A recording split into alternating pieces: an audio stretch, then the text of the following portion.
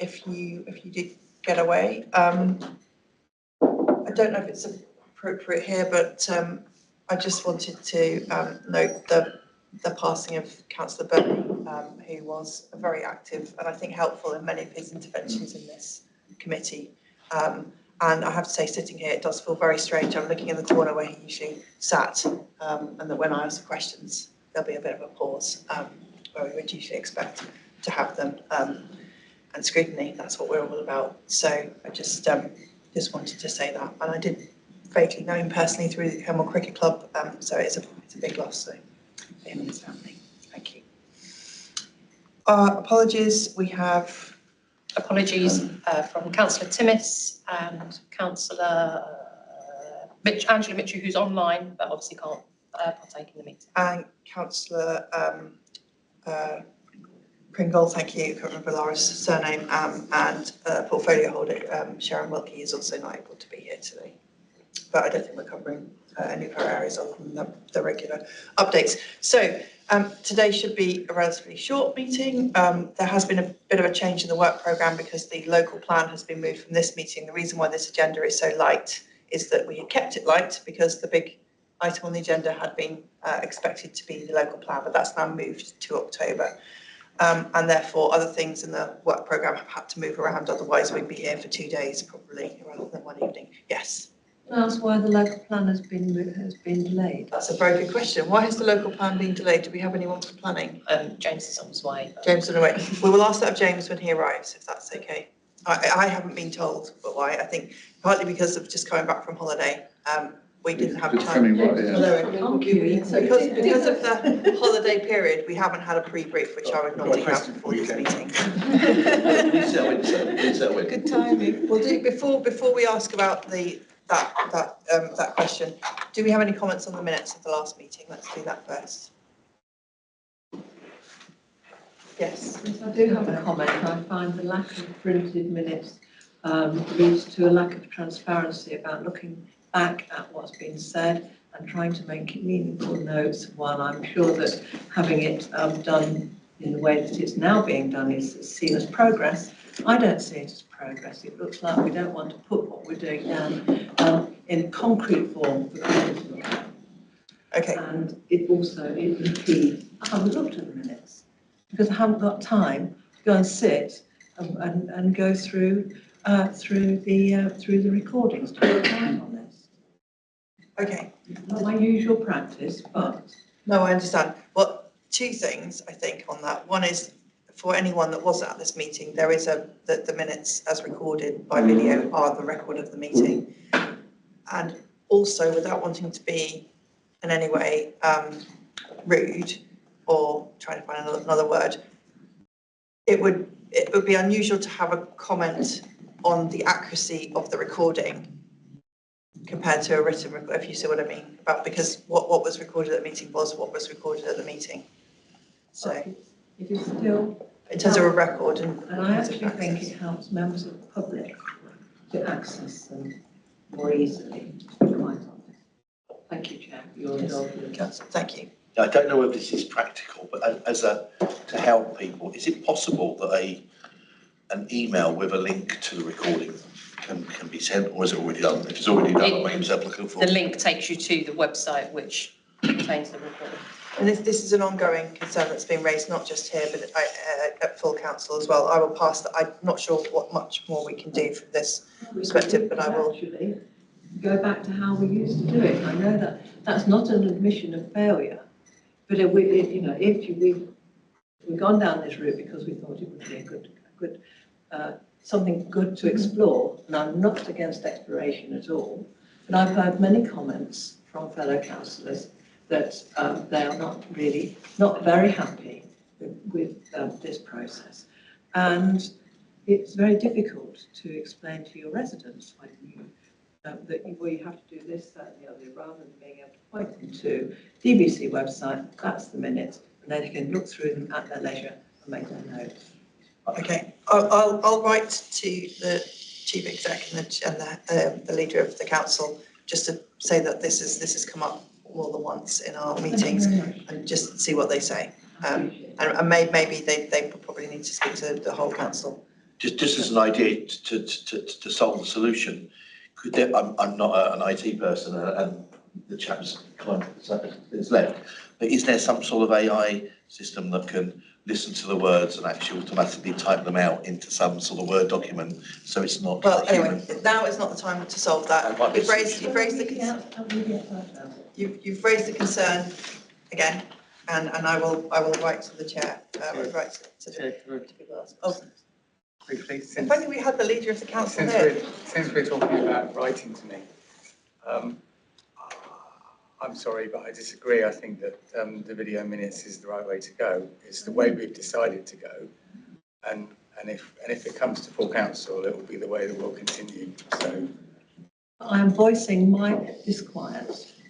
I will write to you for completeness, but I'm not expecting you to say yes. We're going to change it. And if I do that writing, can we agree that we won't bring it up again? Or if we do, you can make a comment, but we won't have a discussion about it just to keep the agenda going. Okay. Or perhaps you write to me, but it seems to me we'll be at an impasse if we have concerns at this meeting and the council is not able to address those. We'll just be going around in circles.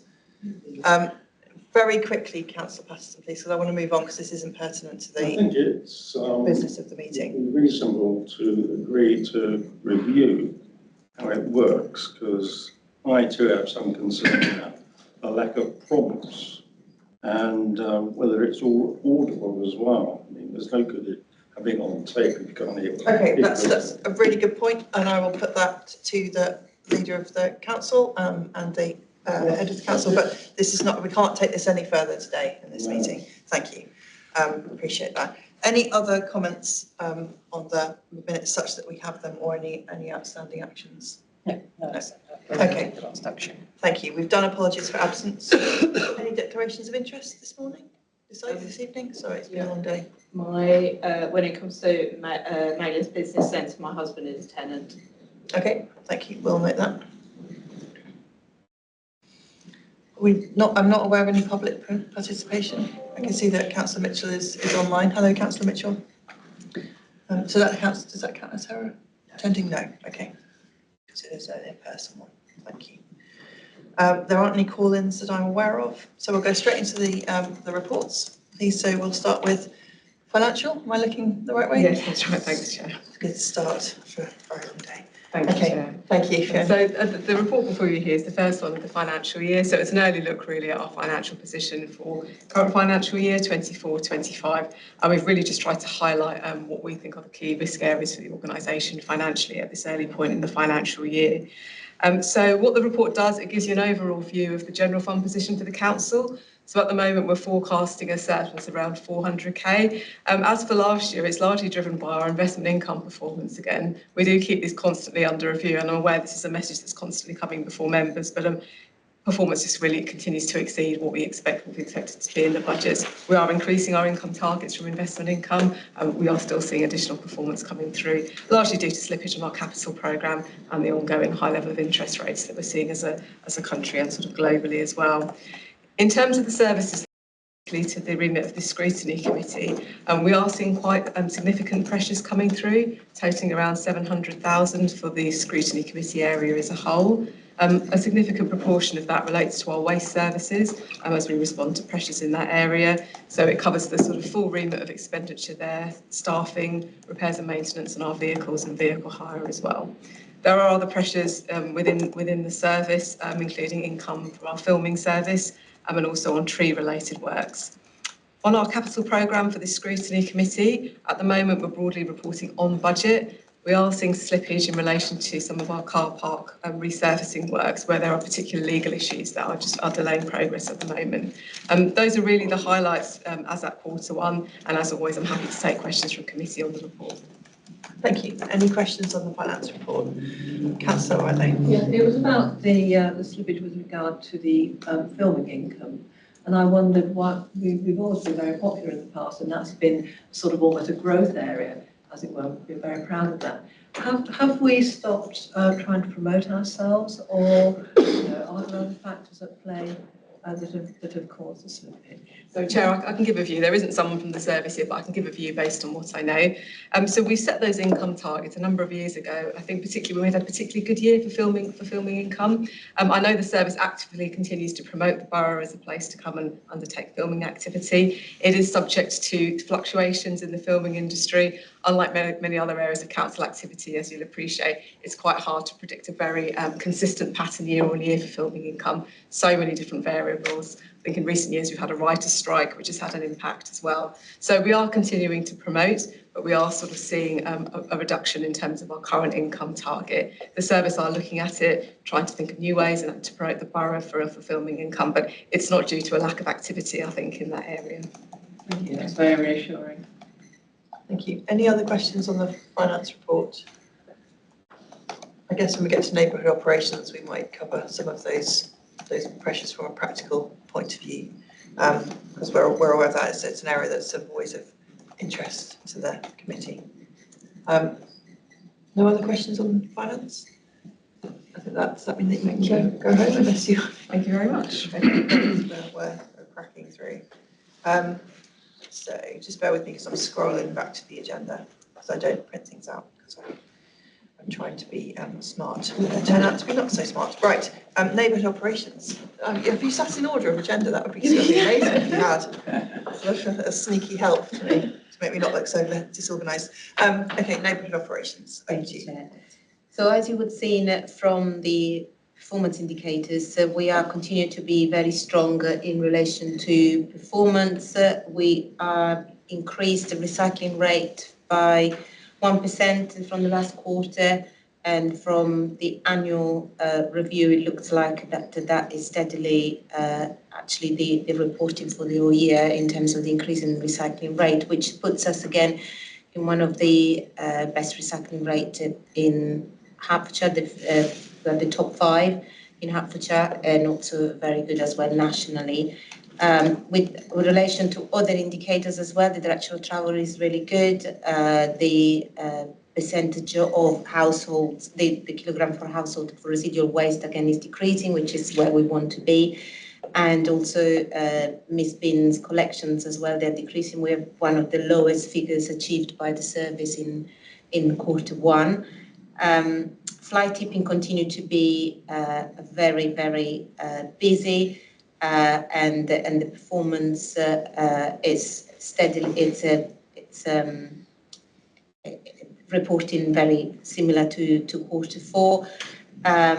In relation to graffiti removal as well, there were 96% were cleared within the 7 days target, which again is an increase in relation to the previous comparison in Q1. So directional travel and trends very positive in relation to performance indicators. With relation to key projects and progress updates, the green waste paid subscription now is in full swing, and we seem to be performing very well in the same as last year. We think we'll achieve the same outcome as last year in relation to subscriptions. We're working very closely with the Hertfordshire Waste Partnership, and there will be a presentation at the next scrutiny, because there's been some changes in terms of the guidance and government guidance. And I think it would be good for you to see what has been changing nationally, although to reassure you as well, we are really in a good place in relation to those changes. We're already doing what the government has decided to issue as guidance. So in a sense for us, the impact so far has not been substantial. However, there's still some things in the guidance that needs to be clarified by the government, and they continue to clarify those guidance in relation to other areas, of which we are looking at that as a partnership. So it will be good for you to see that presentation at the next meeting. We have now appointed new contractors for the works in relation to trees, which again is good news, because now we we can establish a good relationship with the contractors and we can then go on with works. There is, as you know from the financial figures, there is a bit of a pressure because we had a bit of a backlog in that respect, but we are now churning on in terms of the works and now with new contractors, we are ready to move on. Environment agencies seem to have been progressing a bit slowly on the Rivergate restoration. So we do have, we had a project startup meeting during August, and we have now some clarity about some of the works that are going to happen during September, and we're continuing to talk and stay in communication to make sure that the programme is. So because they were going to start in May, weren't they? May, June. That is, Okay. so yeah, I did wonder why. there were some issues, but I think the good news is that obviously the budget was secured. They are starting, so the good news is that we are now in progress, and obviously we'll keep this committee updated on all the progress of that. We got very good news in relation to Green Flag. At the last report, we told you that we submitted an additional site, and we got now the additional site, so we've got now 6. Very well deserved by the Bridge Park. The playground refurbishment programme is in full swing, and we now have all the contractors in place. The sang delivery as well programme is now starting to move along with the appointment of the sang delivery officer. So again, there will be some really good news in relation to how that delivery plan is going to be implemented, and this committee is going to be kept informed. And also we are gone out to a consultation for Coronation Fields in relation to the use of the spaces, particularly around the car park, but also the use of the facilities. It will be good to know, the views of the residents. And we had quite a lot of interest. Over 100 people already responded, and it's closing on the 11th of September. And finally, regulatory services. They've been very successful on prosecuting fly tipping. Again, we are very, very strong from a county perspective on fly tipping enforcement. The team is very, very active, and the air quality action plan is being drafted, and again, is going to be presented at this committee shortly. Okay, great. I'm particularly looking forward to that one. I have a question on this, but does anyone else have a question? Start. Councillor Patterson, then Councillor Whiteley. On graffiti, I see you're doing very well at cleaning it off. Do you record what kind of graffiti it is in any way? Yeah, so every time the team go and record graffiti, they've got an app that they will photograph and record what it is, and that feeds through to Hertfordshire Police. So yes, we've got quite a comprehensive record. Is there some way which this committee could have a look at that? Yeah, no, we'll see if we get some. Yeah.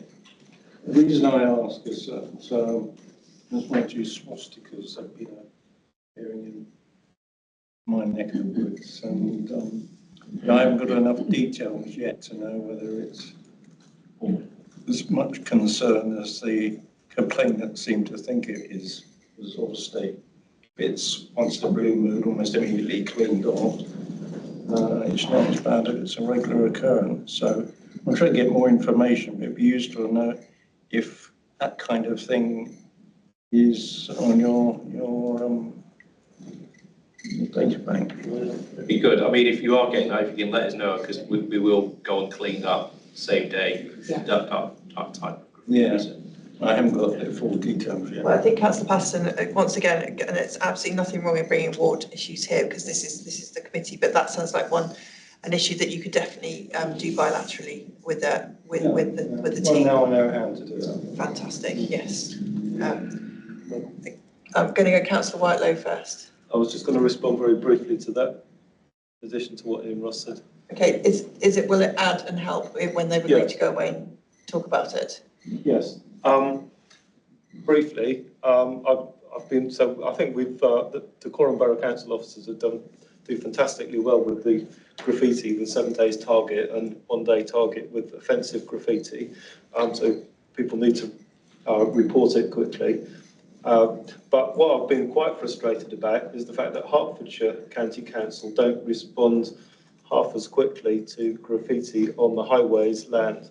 So, and I've been trying to get better information and clarification about which areas actually are highways and which are decorum as well.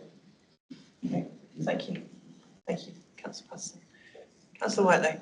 Yeah, I'd like to ask a question about the fly tipping. I'm pleased that we are clearing it up so well. But I don't think I've seen any number of prosecutions on the report about fly tipping. Do we have any idea? We've got the number of incidents. How many people are we actually prosecuting? I can find out the exact numbers for you. Yeah, I think it would give us an idea. The numbers of prosecutions or fixed penalty notices as well, because they are in lieu of prosecution. Yeah. Okay. Yeah.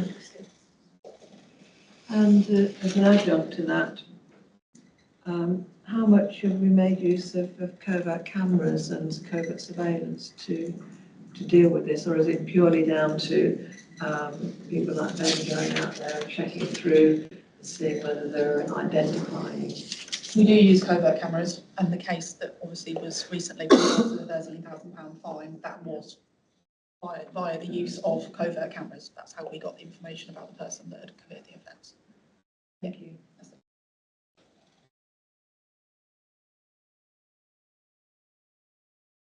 Yes, that's right. Just looking at the trees and woodlands part of the report, particularly in rural areas, but also around the roundabouts. I'm thinking out towards Markyate and, for example, the roundabouts coming off of Grovehill and Woodall Farm that have been left to go wild. That's terrible. Purposely for biodiversity and not neglect. Is it possible that we could ensure that the visibility isn't restricted by the height of that natural growth, particularly at the junctions and on the roundabouts? Some residents have reported that there's restrictive views as a driver or pedestrian because of the overgrowth, and I know some of them have been cut back, but on some of the junctions out in some of our rural villages, I think it's an issue. Pick up with the team. Thank you very much. Councillor Deacon. As one of the three councillors for Apsley Corner Hall, I just wanted to add that how I'm looking forward to and thanking you for having an air quality action plan, and I look forward to that very much in autumn. Thank you. My question was really, oh sorry, go for it. If I may. Yes, of course. Did you want to go first? No, it's okay. I just wanted to pick up on the splash park comments in the report. Absolutely a huge success. I mean, I've never seen quite so much fun in, per square foot of land in all my days during the summer holiday. It's been absolutely amazing. And I know it's not a splash park, so forgive me for going off a tangent, but what is happening with the fountain in the Marlows? I mean, that has been out of action. I know it is used as a splash park. I know you may prefer that it wasn't, but you do quite often see the truckers there, and that has been completely out of commission once.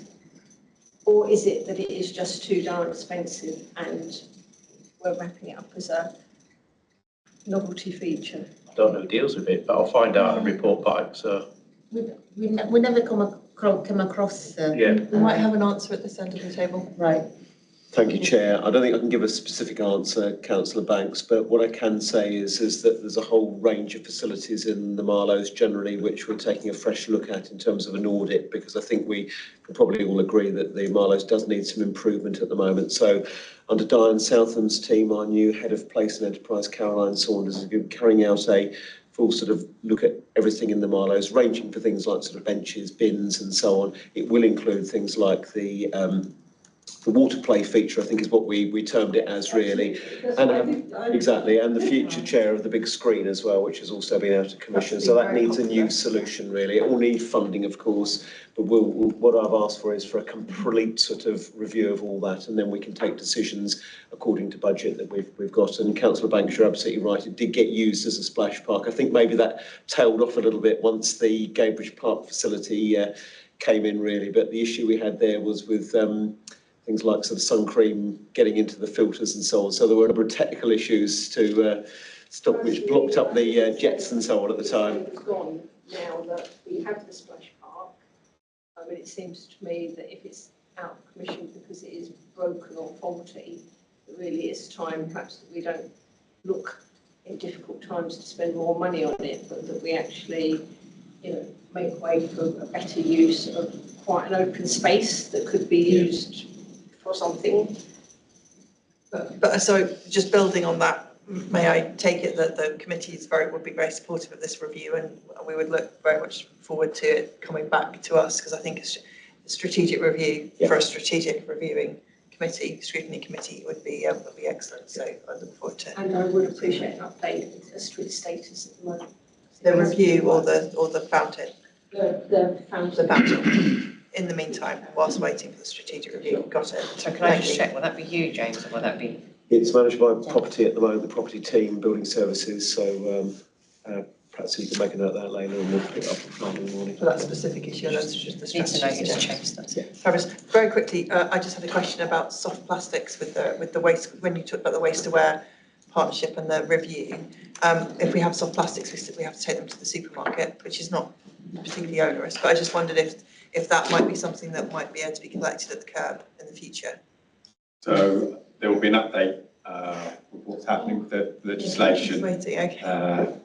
But there's nothing at the moment in train to collect from a curbside. Okay, perfect, that's fine, thank you.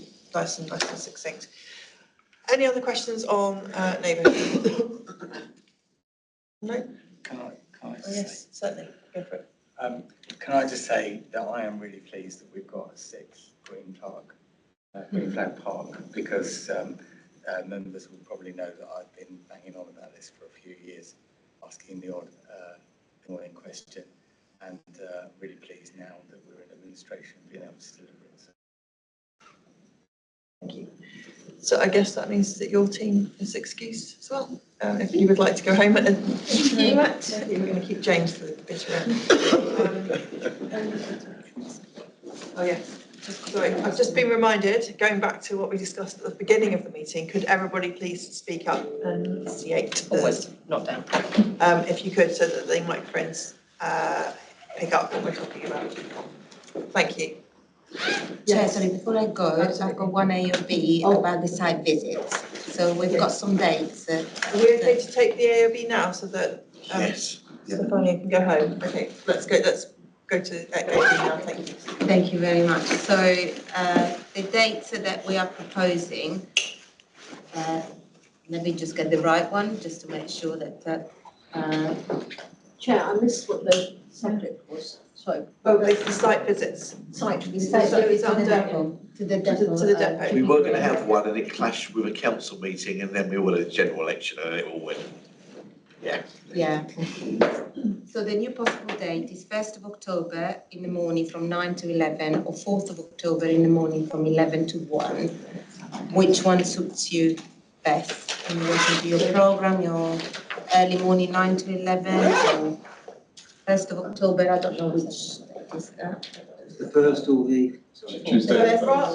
So rather than do this, Layla has very kindly offered to send an email around so we can do a little vote by that. Otherwise, That's that easier. That's perfect. So we've got the 1st or the 4th of October at different times, and you'll liaise with Layla. If you send me the dates, I'll Chair, it was also suggested that could we open it up to other members apart from this scrutiny committee? Is that making things too complicated? Can I suggest that we find out how many people from the committee want to go? Because I guess we can only have so many people. If we could know how many people at one time you can accommodate. We can accommodate as many as you want, as long as we've got advance notice to make sure we've got enough high visits for everyone. Okay, fine. Well, let's do the committee first and get them at the top of the list, and then we can go to others should they wish to. But it probably on a first come first served basis. Thank you very much. Thank you, thank you.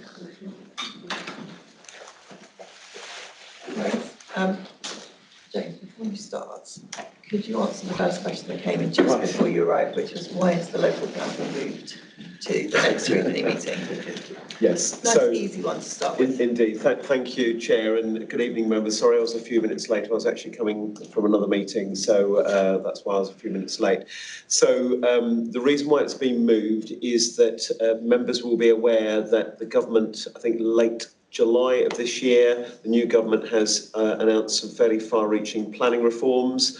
There is a new national planning policy framework out to consultation at the moment and elevated housing targets for not all, but most councils, including our one as well. So officers have had to respond to that and consider the impact on the local plan. So what I can reassure members is there's a lot of work going on behind the scenes at the moment in terms of how the council best responds to that. The timetable for the local plan is still on track. And we are still intending to bring a full report back through this committee, Chair, on the 9th of October. When we get to the work programme, we will want to just talk about some of the issues around timing because it will need quite a bit of the committee's time, Chair, because there will be a lot to consider there, both in terms of the content of the plan and so that's why we were suggesting stuff. Excuse me. But I think if we can, if we perhaps the team here could have a chat with you earlier, and then we can. Yes. I'll consider the implications, and then I'll communicate with all of you in terms of both the timing, but also the way in which we tackle this. Because depending on the depth of the work, whether we need any preparatory reading or briefing, or whether we go straight into the discussion of it. And Chair, sorry, this is an emerging picture at the moment, but what I'll be intending to do is to carry out some member briefings before. For all members of the council before that meeting anyway, and a briefing for you and the Vice Chair as well, because it's going to be quite a complicated, complex report. But do keep in touch with me, because if after the member briefing you still feel that you need something more or more at them, because I do want us to be able to come to that meeting as best prepared as we can be to scrutinise it properly, if that's okay with you. Can I say something completely inappropriate? Not so usual. No. Okay, right, moving on. We've got the meeting that you're talking about, that Stefania was talking about on the 1st of October. We've got the series of briefings on. Of course, it is party conference time, so I know already that I can't come on the site visit on the 1st of October, and I'd hate to miss other meetings because this is such an important topic. Okay, and you know, clearly Lib Dems will be having theirs, I don't know when it is, and Labour will be having theirs, and really we do need full participation across the councils. First thing, if I may, I don't think that's inappropriate, I think that's quite practical intervention, I have to say. Can we take that away then, perhaps? Can, yes. I'm not saying fix it. No. But if we can at least have appreciation of when these key meetings are happening, when if that is the case, and James has said there'll be some member briefings before then, and I'm assuming that would be before the beginning, it will be towards the end of September, yes, when you will be available. So we'll have to work it through. It may just be I guess because of the time pressure from next year that we have to get it done by then, that we can't really delay it much. The window, Chair, is quite limited basically, but the dates for these briefings aren't set yet, so okay. We'll take a look at that, certainly. Okay, so we'll try and do that. No, I think it's a good point, well made. Thank you. Any other questions on the timing of the local plan before we go into the report? I think, James, I should have said this at the beginning to save Stefania going through the whole of the report. We'll take the report as read. Is there any things that you particularly want to flag up? Very helpful, Chair. No, no, I don't think there is. I mean, I think you've got the report, members, and you have the table of all the performance indicators that go with it as well. I think the only thing to really bring to your attention, the thing I wanted to bring to your attention is the planning performance is pretty much on track. There's some movements sort of here and there with it. I think the good news is that the enforcement performance has risen quite substantially and continues to do so as well. Members will note that there is some further recruitment going on in terms of the management of that service as well. This time we've been able to include the annual figures for the affordable housing starts and the completions for 23-24 as well. So if you remember from previous meetings, this is something that always sort of comes up, but the data is only available on the annual basis. What the report does offer some narrative on towards the end from para 114 onwards is a bit of an update on suitable alternative natural green space and some of the progress that's being made there. The good news is, and I know they've just gotten a bit, Ian and Stefania have now got a SANG officer to bring forward some of the SANG sites, particularly Bunkers Park and Chipperfield Common, as early priorities. And we are continuing to receive planning applications from developers for SANG to support other developments. So just as an example, the first bullet point under para 118 is for from SANG at Castle Hill, Berkhamsted. That is to support the development of the new homes at Land of West Ham and Hemel Hempstead site at LA3, which is an 1,100 home development. So those are moving through the system now. We are speaking with the Boxmoor Trust, who will be supporting, we hope, delivery of homes, particularly through Kings Langley, particularly through the recent appeal decision at Rectory Farm, but also to support some of the regeneration that's part of the council's plans in the Two Waters and Apsley area, Chair. So it's an ongoing picture, I think, and I think some good progress being made. But happy to take any questions. Thank you. Thank you very much. Any questions on the planning? I just have one quick one. The Castle Hill, was that the one that came to the planning committee last time, the Berkhamsted It did, one? yes. So that did get approved, didn't it? Yes, so it's just waiting completion of the Section 106 agreement. That's all that is, so that right, it has gone through the committee and been approved on a planning basis. Only because to try and keep this meeting going a little bit longer. I know in the retail properties vacancy rate in the Marlows, which may not be council planned, Greggs in town, one of the Greggs in town has been closed for a bit, and it's caused a bit of a stir on social media. And I just wondered if you know any background of that. Are we down to 2 Greggs instead from 3, if you include the one in Maylands? Yes, I have no further information on Greggs, basically, but I think that's an interesting point, actually, Chair, because now we have our head of place in place, if I may. These sorts of indicators, we need to look at those in a bit more detail. There might be some other things we'll want to bring to the committee's attention as our town centre plans continue to develop. Because it might seem like information, I'll let you know, certainly. Thank you. Like a bit of a funny thing, but losing a Greggs could be a barometer to something else. Although I did read in another newspaper that McDonald's are thinking about coming back to town centres. No specific mention of any town centres, but that's quite interesting, from the out of town to the inner town. Not that Greggs and McDonald's and having those improves or otherwise our town. I'm not making any aspersions, but I think it does. There's sort of those big names. But we are getting our new Lidl. I don't know if anyone's noticed, at least in Hemel Hempstead, that Lidl is coming along nicely near Tesco's at Jarman's Park. Sorry? Just waiting for an opening date. Yes. There's a semi-serious point about the sad demise of Greggs.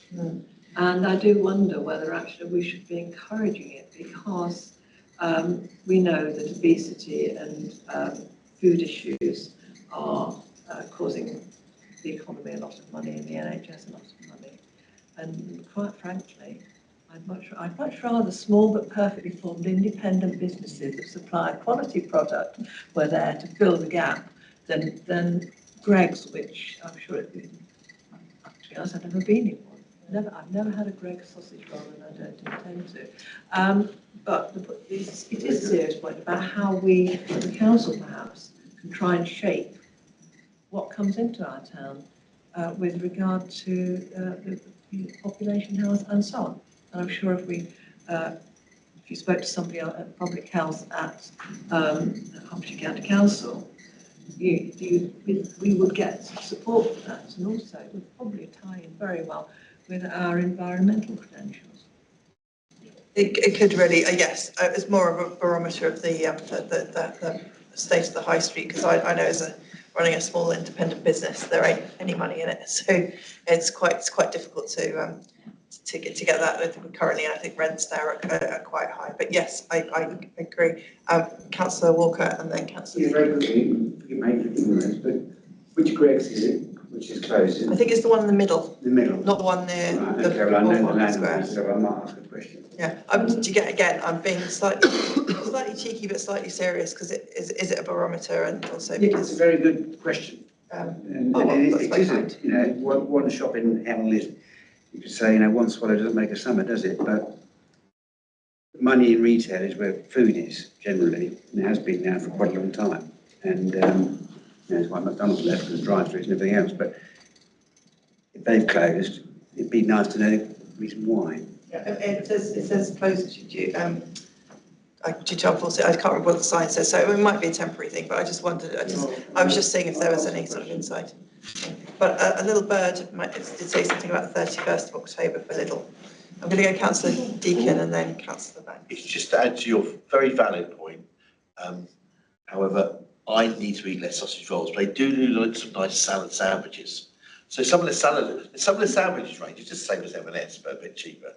You know, but I would prefer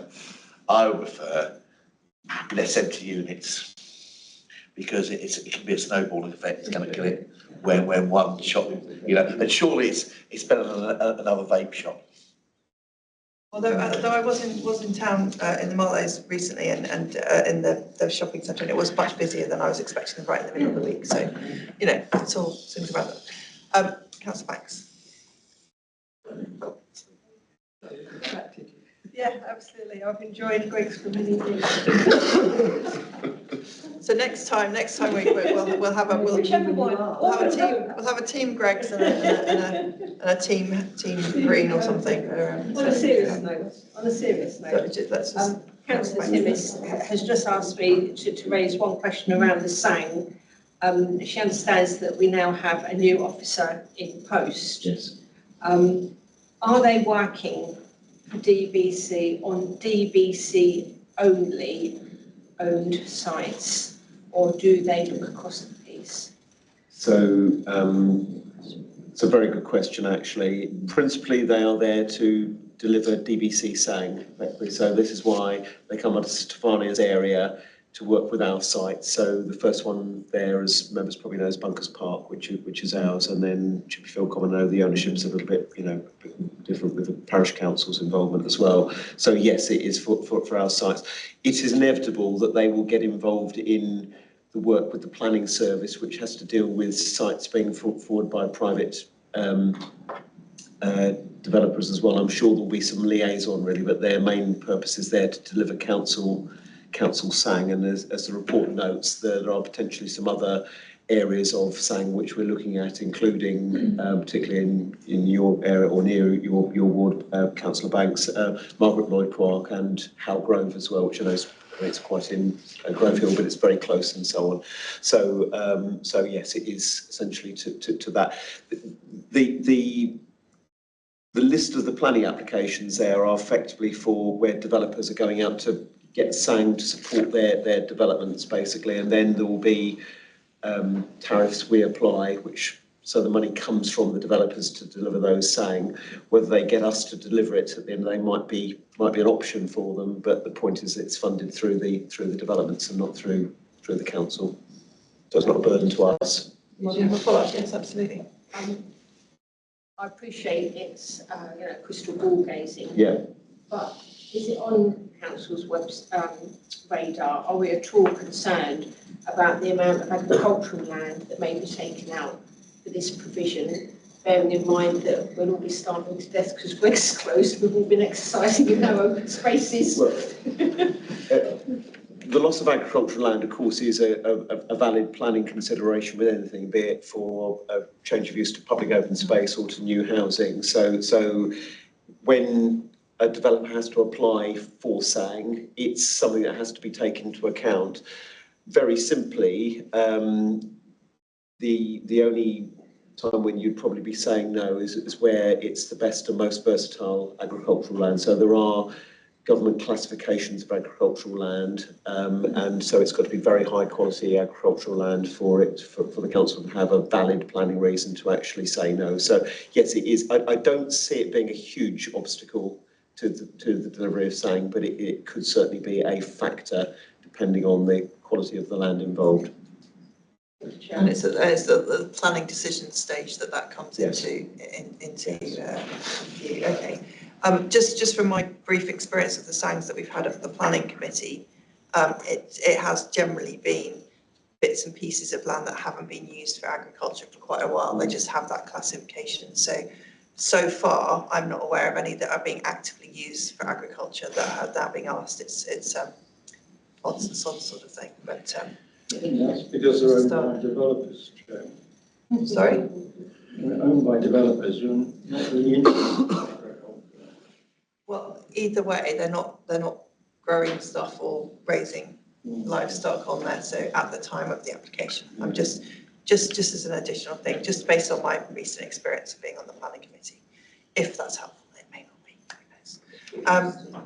Thank you. Any other questions? Oh, did you want to? No, I thought better of it. Okay, super. Thank you. You'll all be glad. Always good to hear from leaders of the council. But anyway, any other questions for James? Okay, I think you've had a clear steer from us on as much support as we can get, and as much forewarning and advance notice and time to read the local plan. But I think that's probably the biggest thing to come out of today. Thank you very much.